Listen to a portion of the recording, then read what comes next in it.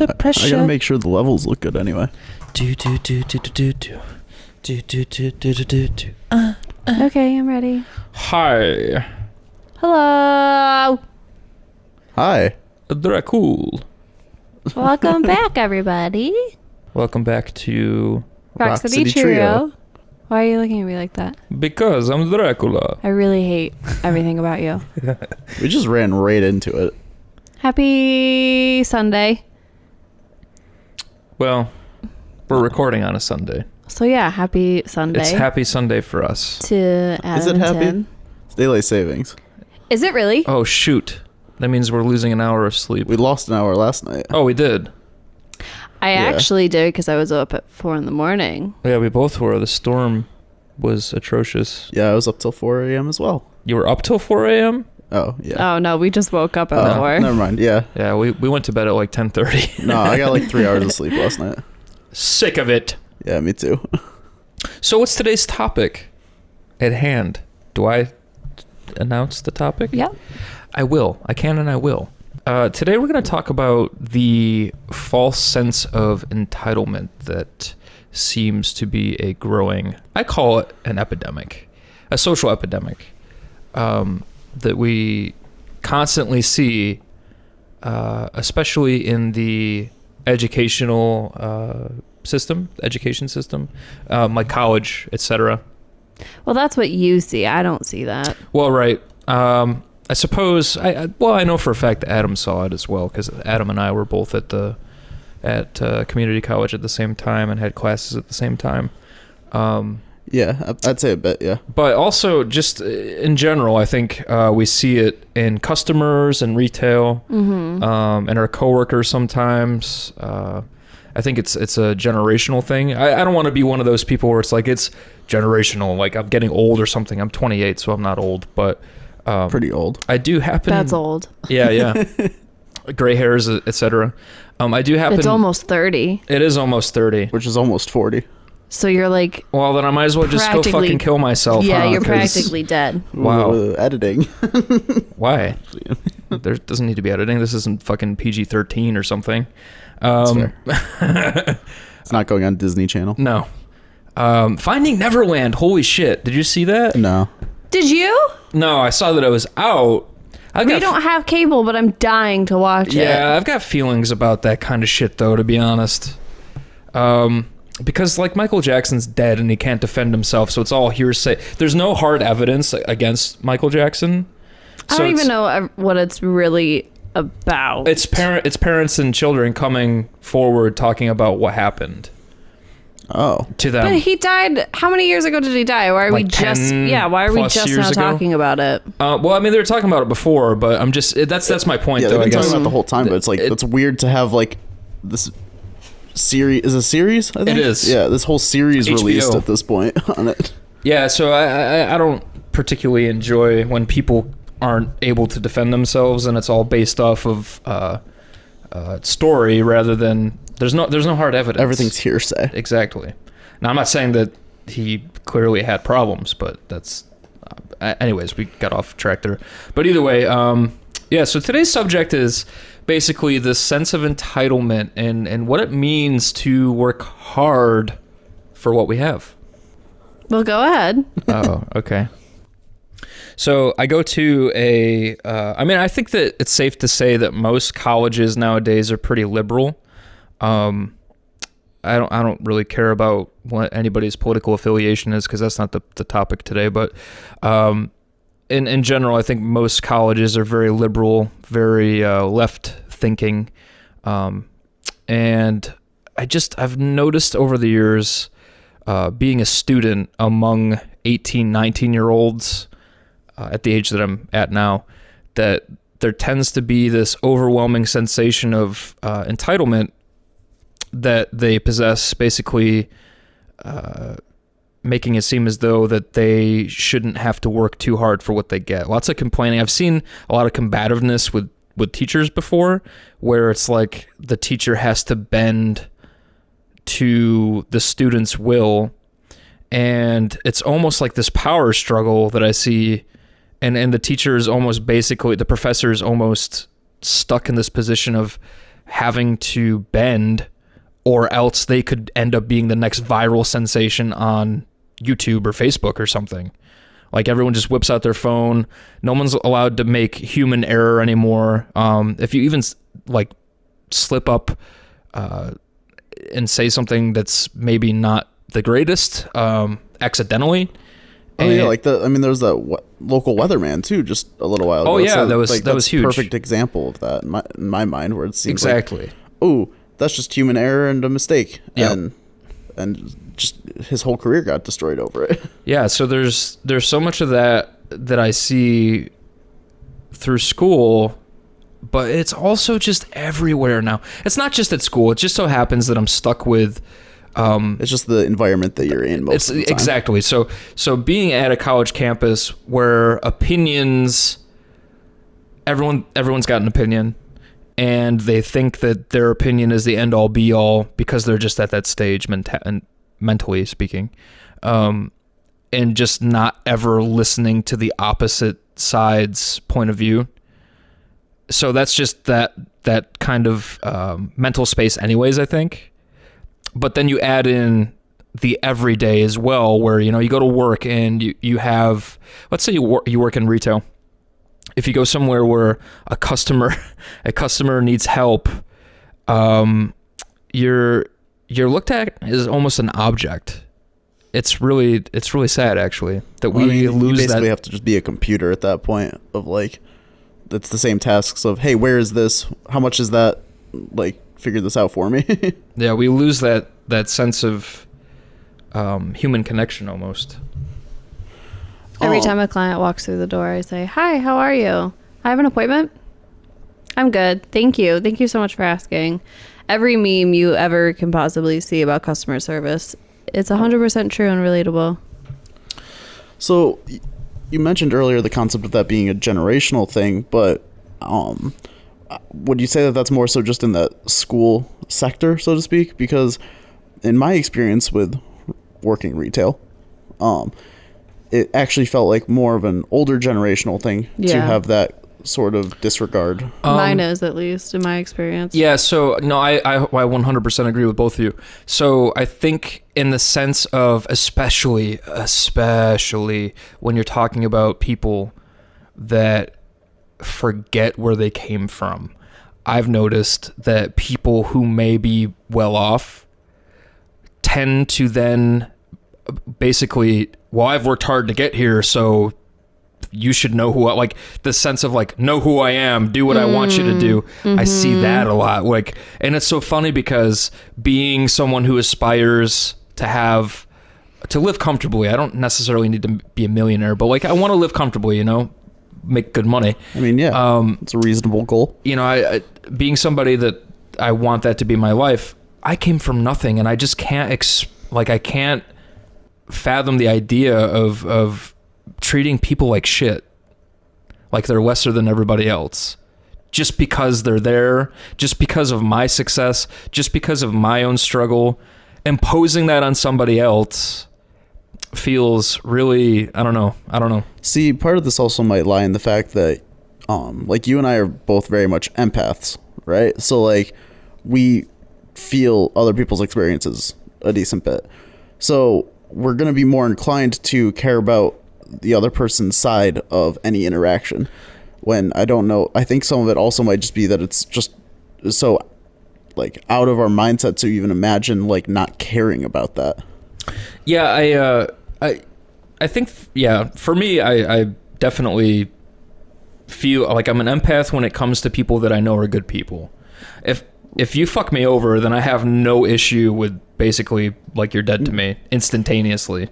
But I think the most indicative aspect is how you deal with everyday interactions. Sure. And that, I would argue. Well, yeah, going about your daily routine with the thought process that people are inherently good. But I guess that's the thing that's becoming tainted, I think, based off of these experiences with the general public now. I can't help but feel this overwhelming urge to scream half of the day. Like, just so we have to basically shove our emotions back down our throats so many times during the day or during our shift, I guess, if you're working in retail or, I mean, not at school, I don't have to experience that because school very much allows that open discussion. So if I disagree, then I can basically express that I disagree with you. But when you're working in a corporate setting, in a, I don't know, or just in general, I guess, just trying to be a decent human being, even if you're a customer and you see somebody else being really rude to people. I guess there's been a few times where I've intervened and kind of pointed out that someone's not being so nice. Like, hey, they're just doing their job. I've done that a couple times. How's that gone, out of curiosity, as someone who would most likely never do that? Like scoffing and, you know, not owning up to their mistake, I guess. Not letting it be. Having to have the last word. And, but, you know, I kind of maybe I've done it like thing. 3 to 5 times throughout my life, maybe. And just you know, the employee has always been very just full of gratitude and like eyes wide and starstruck by it or whatever, you know. Yeah. But because they don't get that from people. But I think in general, people can be really rude. I mean, yeah. I don't know how much I have to add to that because I just kind of agree, and I don't know how much of it's generational, how much of it's people and like who are better off or something like that, or how much is just people being who are different minded and ruder because of it. I think, unfortunately, a lot of people just don't realize it. Like, I've worked in the customer service industry for probably at least 5 years now, if not longer. And just, I mean, I could have one person come in to where I work and be the nicest person ever, and then the next day they walk in, hi, how are you? And I get no reaction. So I just really think that people aren't aware of it at all. Like, just for example, when we went out to Tully's and my mom was rude to the hostess, and she wasn't aware of it, because then she sat down, she goes, I think I was rude to her. I'm like, yeah, you were. Right. Sometimes people are just unaware of it, and I think the fact that I have worked in that industry, I am working in this industry for so long now, I feel like I am a little bit more aware of how to react to excuse me, to hosts and to receptionists and to your cashier. I just try to be more mindful now because I've been yelled at. I have cried in the back office so many times, and then you just swallow it and you go back. That's what she said. And then you go back to the front and you have to put the mask back on. You go on. It's so exhausting. It really is. Being in the customer service industry, because you are faking it and acting all day long, and it doesn't matter because somebody's going to come in and they're going to ruin your day. I ruined someone's wedding because she lost her gift card. Yeah. She lost her gift card. See, that's exactly what I and mean. she had to pay for her services. And I said, hey, we allow you to come back with a gift card and we reimburse you. That's really awesome. But unfortunately, this is the policy.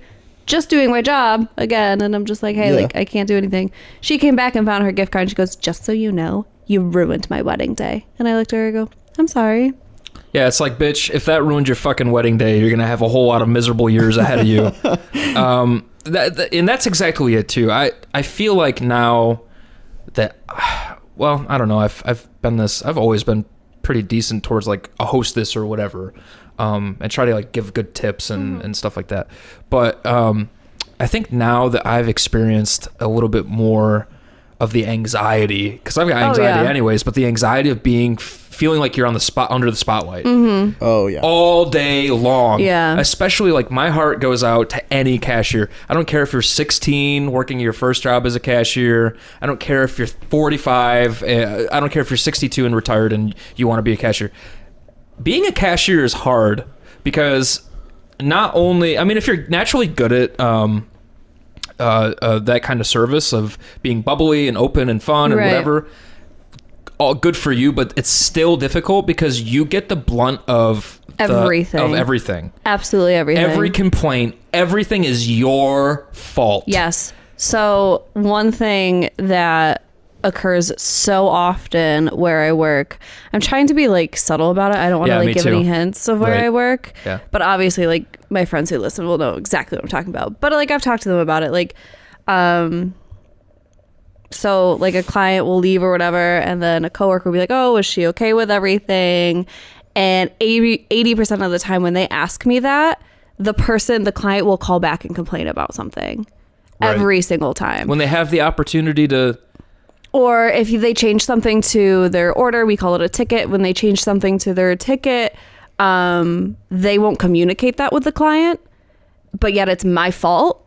Right. That unfortunately that was miscommunicated or wasn't communicated, and this is your price today, but that's my fault. And you weren't even present for it. I wasn't present for it. I had no control over that decision. Exactly. And I love the girls that I work with, so it's really not a problem. I think what I benefit from is like every customer service job that I've had a close knit of coworkers where I can complain with them, or I can confide to them, or I can be like, hey, you did X, Y, and Z, just so you know, this happened with the client or the customer, just letting you know. Like, I have that bond. I don't know what that's like. It's tough. That would probably help a lot, because in my experience, it's just miserable. And like, whether or not actually close knit, the benefit I had is where I had worked, you have like intercom type stuff. So it's like, specifically in a bad situation with like a customer who's starting to just kind of fly off the handle a little bit. It's like, hey, manager, can you come deal with this, please? Thank you very much. Yeah.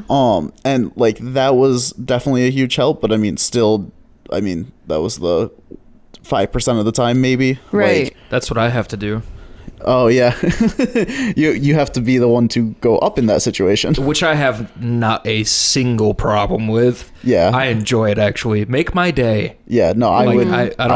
I don't fuck with people that way. Like, if they think that they're going to be mean to me, they've got pretty much a whole experience awaiting for them. But I know exactly. I mean, it sucks feeling like you're stuck in limbo, like you can't make that decision. Oh yeah, one of my favorite stories was the one like some customers started to like was clearly getting more and more irritated and just starting to get really upset, and one of my coworkers came over and started dealing with her for me. And in that conversation, she finally gets to the point where it's like, well, I want to speak to a manager. And he just completely was like, I am a manager. Just like full on lying about it. Just like, just to take care of it. Just keep going and figure it out for the next 5 or so minutes. She's like, I'm going to like write up a whole like negative review type thing, like call some people, whatever, do whatever she wanted to. Call corporate, like, go for it. Like, bye. He's just like, do it. Yeah, sure. Like, no, I'm a manager. Right. Yeah. So I'm fortunate. I mean, one thing that my boss has always told me is like to never talk to a client when they're upset like that. Like, give them a day or two. I mean, just the other day, a woman had come back in because she was unhappy with the price, and I said, I'd have to talk to my boss about it. Right now, there's not anything I can do about it. I understand, but right now I can't do anything. I'll talk to her, whatever. And she was all up in arms. She had left. She had come back to yell at me again. She had called to yell at me again. And I told her the same thing over and over again. And then maybe 2 or 3 days later, she came back in and was like so apologetic to me. It really is in the moment when somebody comes in and if they have this sort of entitlement that they think that they know what's right, or if they're just being mad to kind of put you down because they feel like they're entitled. Yeah. You just want to, you just tell them what they want to hear. Well, that's it. Sure. And you have the benefit and detriment of having probably like either more consistent or just more involved type of client type based. Yeah. As opposed to say just a retail storefront where it's, oh, well, this is the only interaction I'll ever have with this human being. Yeah.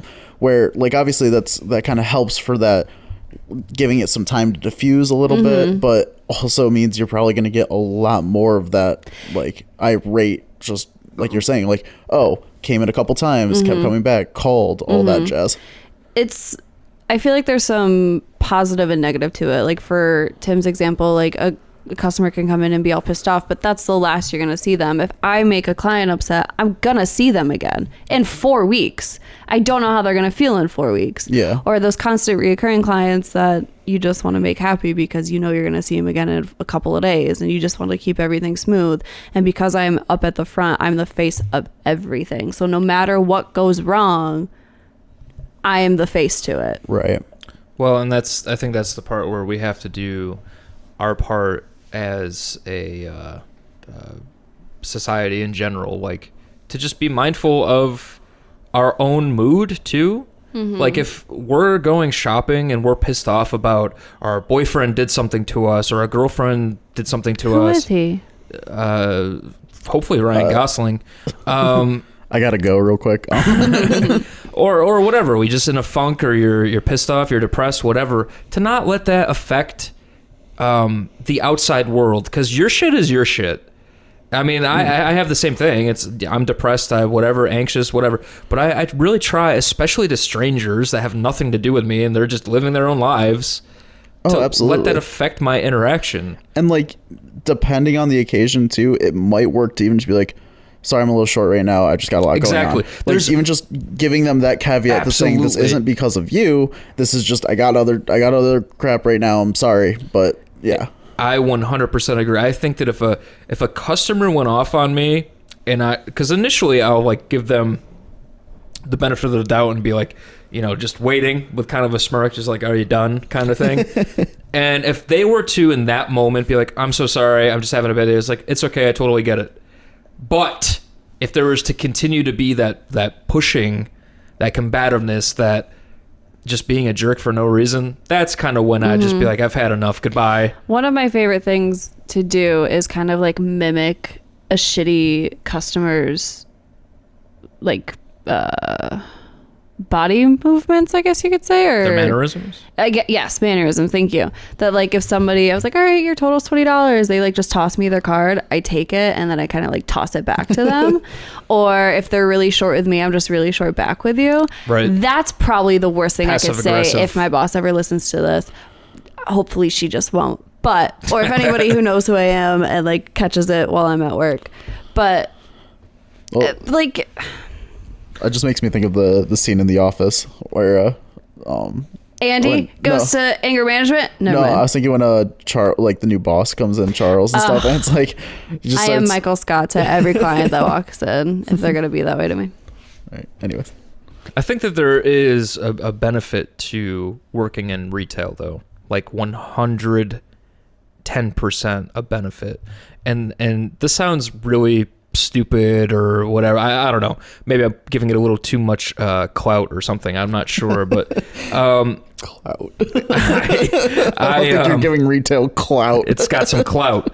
No, I don't know what clout means. Well, go ahead and define it, Adam. Do you know what clout means? I used the word, didn't I? That sounds like deflection. Yeah, that's my point. It's for me to know and for you to find out. Do you remember that Stay back tuned in middle school? Next week. I'm gonna Google it because I want it to be incorrectly used. Oh, clout gang, but that's all. Clout. It's like having a lot of. Because it sounds like a venereal disease. I want to say like not like respect, but like influence or power, especially in politics or business. Yes. Yeah, but it's also a piece of cloth or clothing, especially when used as a patch. It is also a piece of cloth or clothing. Especially used also a piece of cloth or clothing, especially used as a patch. Or a target used in long-distance shooting placed flat on the ground with a flag marking its center. A shot that hits a clout. So I used the word correctly. So I feel like retail is really beneficial because it teaches you that you can't be reactionary all the time, which is really good. And I worked in retail before too. I guess I always forget that like a grocery store counts as retail. It's the same exact concept. Anything with customer service, yeah. So I worked at an old place. I think that they're all out of business now. I don't know if there's any more left. Maybe there is. It was a grocery store called Big M, and I worked there in Clifton Springs, New York, when I was 16 to 19. And I think that learning, especially in that angsty phase, that you can't be reactionary if you want to keep your job. And just in general, like there are times when things solicit a response and when they don't. Mm-hmm. And also learning that the world is going to harden you, or you're going to become a victim to it, pretty much. No, I don't want to make it sound like retail has all that power, but it really is like a little glimpse into how we can live our lives. You can live reacting to things, or you can live letting things go. It's refinement by fire. Yeah. And I think that that's really interesting that basically I would guess that like 60% of teens that have their first job are probably at a grocery store as a cashier. Mm-hmm. So they get that experience to help them realize a couple really great life lessons. And also, if you work in corporate, that's going to teach you some life lessons too, that basically sometimes it doesn't matter how hard you work. If there's someone who has that title above you and they take the credit, you're not going to get any. Yeah. And so basically learning that sometimes we don't need to take the credit. We just need to know that we did our part. And that should be enough, really. Yeah. Unless you're obviously trying to climb up the ladder and money's involved. But I'm metaphorically speaking that not everything needs to be in the limelight, I guess. Yeah. The other benefit, I'd say, of retail is just gaining that perspective as well for the sake of those interactions in the future. If we're going back to the whole entitlement thing, it helps kind of negate that aspect a little bit. Yeah, so I think that when we have, everything is perspective in life. And if we have that perspective, if we're given a glimpse into it, even if it's a year, 6 months, 5 years, it doesn't matter, to be on the opposite end. So then you learn what it's like to be on both ends. Quit your fucking yawning. Am I boring you? I'm just so tired. I got like 3 hours of sleep. Yeah, we heard it. I know. I'm sorry. I should have had like a coffee or something. It's my bad. I got coffee here. You want me to make you some? Nah, not right now. Maybe after. Okay. After I'm done yawning. Yeah. Mewing. Is that what it's called? Mewing? Do you want me to Google it? Google mewing. How do you spell it? I think it's MEWING. Like a cat? Yeah, that's like meowing. No, it's mewing. MEWING. Mewing. Yeah, Isn't that what you gave me? That's the spelling you gave me, right? Yeah. I don't think that's a thing. Yeah, how to mew and how it can change your face. That's what it is. Yeah. Fuck that is. What? Mewing is a proper oil or What? Hold on. I haven't talked to anybody all day. Mewing is a proper oral posture technique which seeks to better the orientation of the face and jawline by altering your... Hold on, I'm waiting for it to load.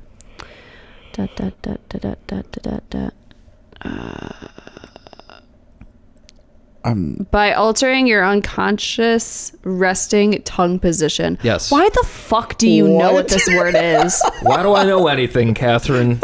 That makes no sense. Where did you first hear this word? It literally just popped up as a YouTube video. It was talking about how Brad Pitt used some method of how he rested his tongue to make his jawline more defined. It's basically a technique to make your jawline more defined. Man, I should get on that then. I see it in this like jawline's trash. illustration, but I don't see... No, it actually works. If you want to lose weight, this is dead ass 100% correct. I've even done this technique. If you want to lose weight in your face, chew a pack of gum a day. I used to chew so much gum back in like middle school, high school. But make sure you alternate your sides because then you'll think... You have cancer? You'll be like Tim and think, oh my God. No, I'm just a hypochondriac. So my God. He just was laying there one day and was like touching his face. He's like, oh my God, one side of my face is bigger than the other. Oh my God. And I'm like, Tim, are you right-handed? You chew on your right side of your face. Your right side's just swollen. But did you search for it on WebMD? And it said he had jaw cancer, so... I mean, it's got to be it then. He's exhausting. I mean, that's why I'm yawning.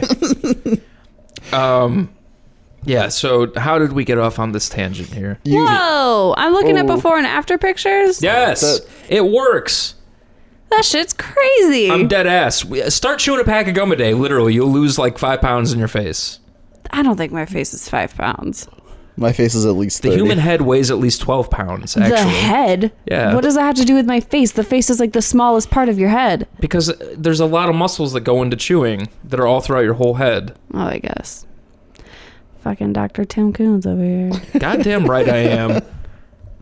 Mew. Oh, he's not even the same person. They're not even the same person. You gotta show me as well. One's a little bit more light-skinned. One's also like 12. The other one's like 16. Yeah. Well, he was doing it for 4 years at least. He's been mewing for 4 years. Back once again with the renegade. My journey of mewing for the past 10 years. That is crazy. All right, so back to the topic at hand here, entitlement. Mewing in today's culture.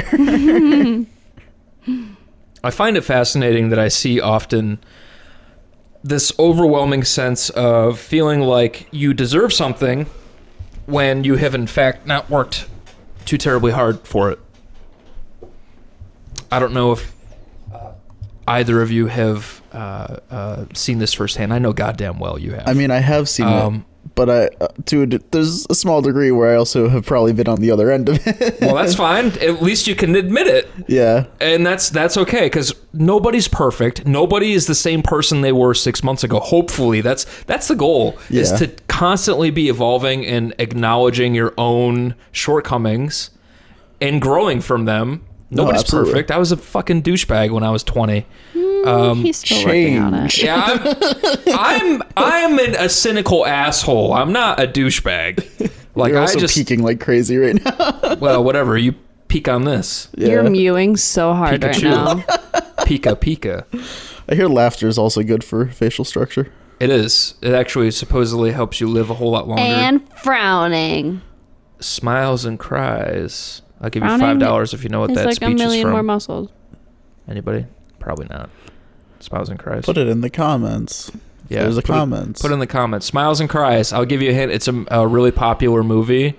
It's a cop movie from like early 2000s. The The Departed. other guys.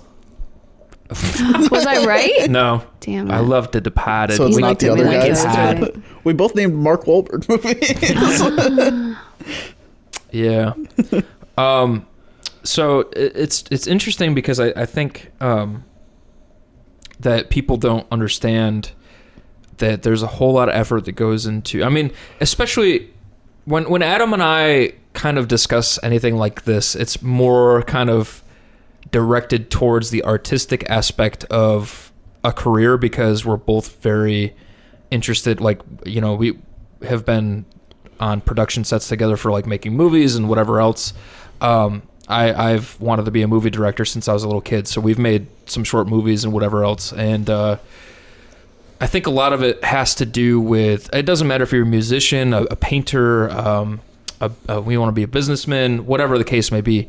You should be constantly learning about whatever trade it is that you are passionate about. And I use that word not like the fucking liberal, I'm passionate about this and I need to discuss it, blah, blah, blah. What if it's peaking, then fix it. I don't know what to tell you. This I is mean, I already turned it down. okay.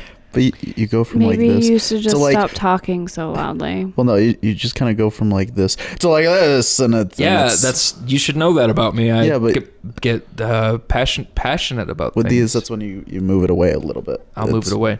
Yeah. Give it away now. Give it away, give it away, give it away. now. Cut my life into pieces. This is my last reason. Suffocation. Okay. You started it. Suffocation. No breathing. Don't be looking at me like that, like I'm a damn fool. Bitches think I'm stupid. I ain't stupid. Bitches think I'm stupid. I ain't stupid. So in any case, before I got yelled at for peeking And mewing. and meow. Ugh, my God, I hate you so That was much. scary. Gary the snail. That was a good impression. Of a cat. Not like specific, like who's to say that was specifically Gary the snail. Well, Tim is. He did the impression. Yeah. Go ahead. So I think that there's just a lot of effort that people don't seem to understand that they have to put into things, because when we were doing the short films, namely, you know, Dark Chamber and Black Orchid, and I think mostly the part 1 and part 2 of Dark Chamber, Black Orchid. At the time, I was working full time and going to school full time and making a movie. And starting a new relationship. And Catherine and I had just started dating. Don't forget about me. So we were hanging out with each other like 3 times a week or whatever. And then, you know, homework and going to school and going to work. And then, you know, in between all that, shooting a film that's 30 minutes and looks fucking amazing. I mean, it looks like a fucking movie. I don't want our listeners to be like, they made a student film. No, it's a cinematic experience. And And so we had to go through all these motions, and I had to do the PR shit for getting the locations and shooting in Club Alex 140 and shooting at Boulder Coffee. And yeah, anytime I saw you during that like time, you just looked tired.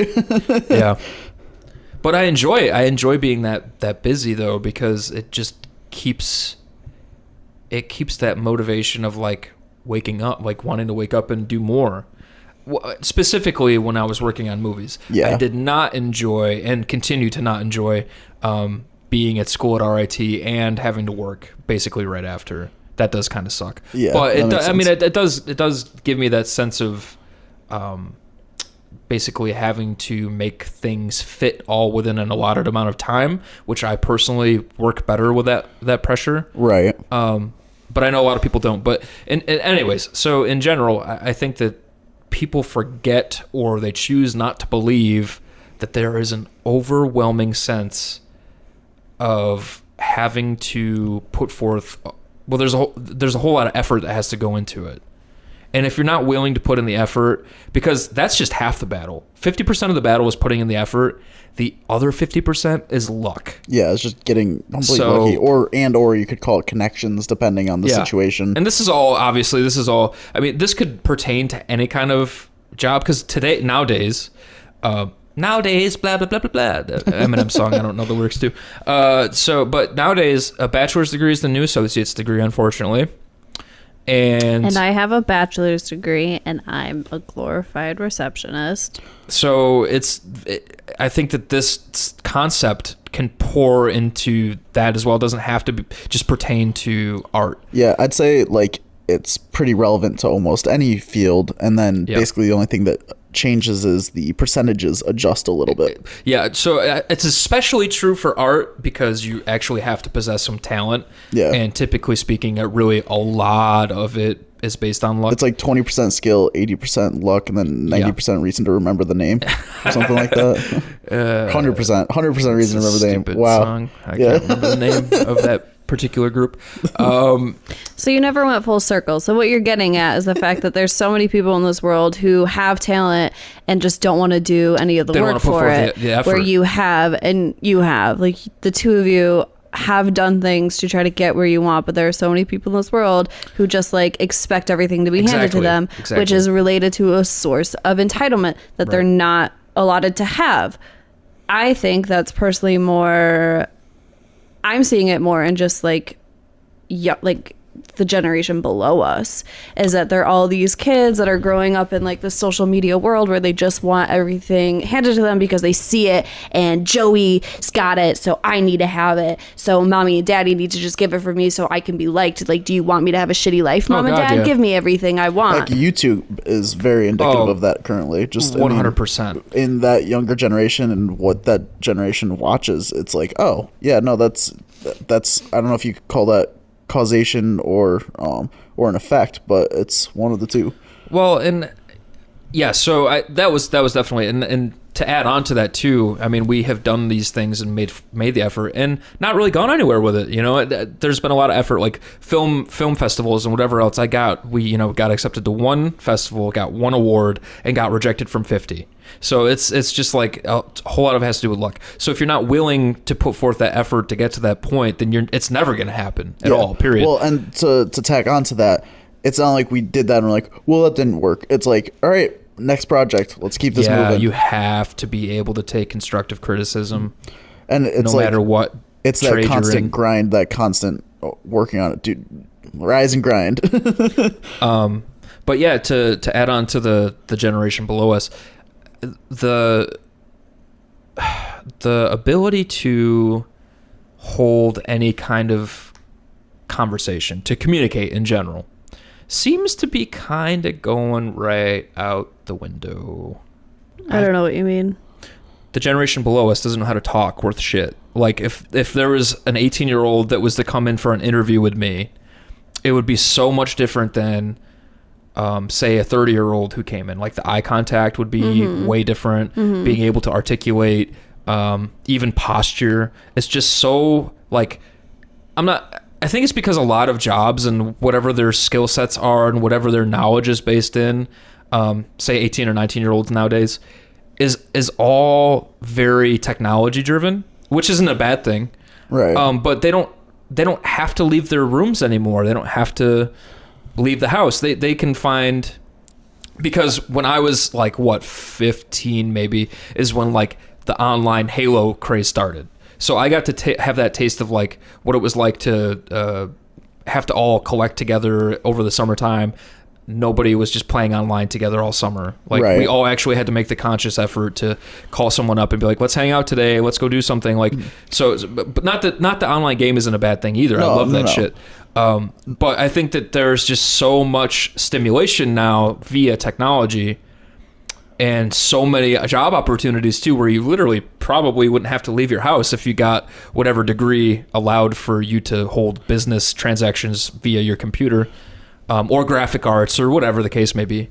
So it just makes it so that communication and look at all the relationships, how even Catherine and I started our relationship based off of social media. Like, you don't have to leave your house anymore. Yeah, I don't know. I wouldn't say that that's like the whole generation though, and I don't think that's what you're saying particularly. I think it's just sounds like overgeneralization a little bit. On accident, I don't see that very often, but go ahead. But also just because my experience with that generation, like they're a lot of them that I know, it's like, oh, they're very sociable, very like good at those interactions, but it might just be the people that I know. And so yeah, that could be because my initial reaction, my poster child of that generation is Who? Nye, the science guy. Bill. Do I know this person? no. Damn it. Then I don't But care. Move on. That's the poster child of what I'm talking about, though. Like the inability to articulate Yeah. or convey emotion or interest or anything. Yeah. Just everything is like a fucking meme response. Well, and again though, it's like that is an overgeneralization. A singular instance in a like how many human beings are there in that generation? Yeah, that's not a singular thing though. I see this every single day on campus. I would say it's probably growing. And, well, you're also on a very your campus has always been known for that too, though. That's true. Yes. Like even when my brother was going over a decade ago, it's like it was the same. It had the same right. Stipulation. And there's more chances that you have more students between the ages of 17 and 19 than your age. So you are just around it more than Adam and I are, because I have people who come in that are in their teens and they are very respectable and they will have a full-on conversation with me and they will make eye contact. But I remember being that age and being intimidated by anybody older than me in that form of position. So it could be that they're intimidated by people older than them. Like, you remember me when I was that age. I started out that way. The only reason we talked is because you commented on my beard that one time. And I did. I complimented Adam's beard. Yeah. I initiated our and it conversation of friendship. door to friendship. F is for friends that do stuff together. U is for you and me. And is for anyone to know. But what about all the times that you experience at work? A mom being like, they don't have internet access, so like you have to just sit there and be quiet. Like technology is raising your fucking child. You know what I mean? That's for like very. I don't agree with that, but like I've only noticed that for really, really. Oh, okay, interesting. I didn't think about this until you brought it up. People who ask for the Wi-Fi password at the business that I work at are parents with like children 6 and younger. I don't agree with that, but if you can't get a babysitter, you're here at the place that I work at, you're gonna be here for at least a handful of hours. So I understand that you don't want your kid to be in the way of employees or anything. I get that. I have not once ever had somebody 17 to 19 years old ask for the Wi-Fi password at our business. Well, they don't need to anyways, because I don't know why. But why don't would you they think need they to? would? Yeah, that's weird. You know what I mean? Like that generation speaking, stereotype. Well, there's two things I'll say about that. For one, most businesses do let you have the Wi-Fi now, so it's bizarre that yours doesn't. But the other thing too is, just speaking on that, being raised by a single mom, I went everywhere she went. because there was no babysitter, there was no dad to watch me. And that's very possible that we have the same issue. Yeah, and so I had to go with my mom when she went tanning. I had to go with her to all these different places because that's the way it was. And I behaved. I brought a couple action figures and I did my thing. Right. I don't find it fair that people will just hand over I don't have a kid, so I don't know how difficult it would be. I would like to think that whenever I'm ready to have a kid and it's a toddler, I would like to think that I'm not just going to hand over my phone or a tablet. I would like to think that's something I would choose to do. But in a situation where I work, I understand if that may be your only source of to like keep them quiet, keep them out of the way, keep them from running everywhere. I get it, but I don't agree. I see it as a balancing act. Yeah. I mean, particularly seeing my brother and sister-in-law who like with my nephew, like they don't go to that very often per se, but in certain situations it's like that will be the easiest thing to keep their attention for 10-20 minutes. They also do a good job of like doing it in shorter stints, but also part of it is like having that technology around. It's ridiculous to watch how quickly my nephew just picks up on and gravitates towards it. Like when he was younger, he's like 16, 17 months old, like almost, so going on like a year and a half. Even like when he was like 8 or 9 months old, like he would pick up any object and put it up to his ear and start talking on it, like talking at it like it's a phone, because that's what he saw my sister-in-law do. Yeah. And it's like, it's crazy. So some of it seems a little natural in that way, where it's like, I mean, it's just what they gravitate towards. And then, but also part of it's just finding that balancing act of how much is too much and how much is like fine. So that could be a whole other episode in itself. That's many studies of of impact and stuff, and also not something we can truly really know for another decade or so, maybe longer. How it affects, So what are you looking at? The leg of this chair. That chair is gonna break any second. I just have a feeling. I'm sitting on that chair. Well, sit down in a different way where you're, because look. I mean, is it more bent than normal? It looks like it. No, it's always been that way. I swear to God, it's been that way since the day we brought it in the house. It's so scary because I'm afraid it's just going to go crack. And I'm now worried that even if I just look, if I just look, that'll be the straw that breaks the camel's back. It's the weirdest thing. Just the two legs on one side are just like inward. It's so bizarre. And I even switched like the pegs, thinking it was like the peg was just built weird. Right. Nope. It's like, I think it's the hole that it's drilled into. Anywho, zizzles. I think my point about all this, in summary, was basically to say that you are not above working hard to get to where you want to be. There's an incredible amount of effort that has to go into, and then a little bit of luck, and that's just all there is to it. Yeah. Then you just got to remember the name. Exactly. And also just treat people nice out in public. Could you please? Yeah, that's the thesis I want to end that with. It's just like, treat people nice, please. Treat people nicely, and then people, talking to myself, I'm trying to be a better person like every day when I'm at work. Treat people nicely, and also try to be more aware that like people got their own shit going on, and I don't have to be a bitch all the time. I can be more patient with people. So like, customer service people, be patient, and customers, clients, also be patient. People just be patient. Everybody just be nice, and don't forget that we're all just human beings trying to figure this shit out together. In this instant gratification world, yeah. Let's all slow down a little bit and have a little patience. Yeah. This wind is bonkers, y'all. It's like 60 miles an hour. Are you serious? Yeah, if you listen really closely to the wind, it's saying, be patient. Oh my God, that was terrible. Oh wow. What a cocky wind. All right, guys. I hope you all enjoyed our podcast for today, and we will be back soon. Thanks for listening to us. Thanks for listening. Yeah, thanks for listening. Rock City Trio. Rock City Trio. Out. Bye. Bye. Bye.